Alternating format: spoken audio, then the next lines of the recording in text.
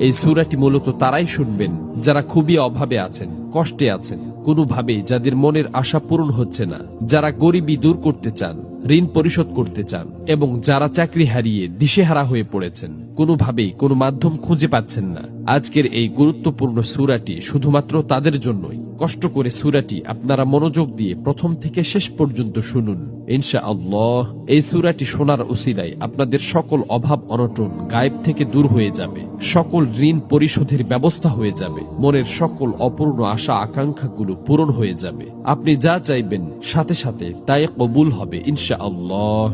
প্রিয় বন্ধুরা, আল্লাহ পাক চাইলে সবকিছুই সম্ভব। এজন্য আল্লাহ তাআলার কোরআন মাজিদের সর্বশ্রেষ্ঠ এই সূরাটি শুনতে শুনতে আপনার মনের সকল নিয়ত, মনোবাসনা ও জীবনের সকল চাওয়াগুলো আল্লাহ তাআলার কাছে মনে মনে দোয়ার মাধ্যমে তুলে ধরবেন। আল্লাহ চান তো মুহূর্তেই আপনার জীবনটা পরিবর্তন হয়ে যাবে। প্রিয় বন্ধুরা, জীবনে তো অনেক প্রচেষ্টাই করেছেন, একবার না হয় কোরআন মাজিদের এই সূরাটির উপর বিশ্বাস রেখে প্রথম থেকে শেষ পর্যন্ত শুনলেন। এই সূরাটি শোনার পর আপনি নিজেই বাধ্য হবেন আমার জন্য দোয়া করতে। এই সূরাটি এখন পর্যন্ত লক্ষ লক্ষ কোটি কোটি মানুষ শুনেছে এবং সকলের ভাগ্য অলৌকিকভাবে পরিবর্তন হয়ে গেছে। আমার কথা বিশ্বাস হচ্ছে না? তাহলে সূরাটি একবার শুনেই দেখুন।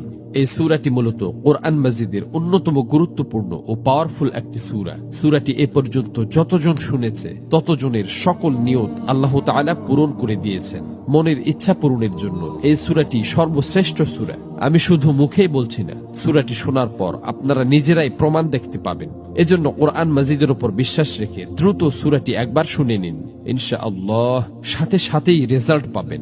মহান আল্লাহর কাছে দোয়া করি, হে আল্লাহ, যারা যে নিয়তে যে উদ্দেশ্যে এই সূরাটি সম্পূর্ণ শুনেছে এবং শুনবে, আপনি তাদের জীবনের সকল উদ্দেশ্য এবং মনের সকল আশা আকাঙ্ক্ষা গায়েব থেকে পূরণ করে দিন। আমিন। কমেন্ট বক্সে আপনিও আমিন লিখে উন্মুক্ত দোয়ায় শরীক থাকুন, কেননা কে জানে যে কার মুখ থেকে বলা আমিন কখন কবুল হয়ে যায়। তো চলুন সূরাটি শুনে নেওয়া যাক। أعوذ بالله من الشيطان الرجيم. بسم الله الرحمن الرحيم.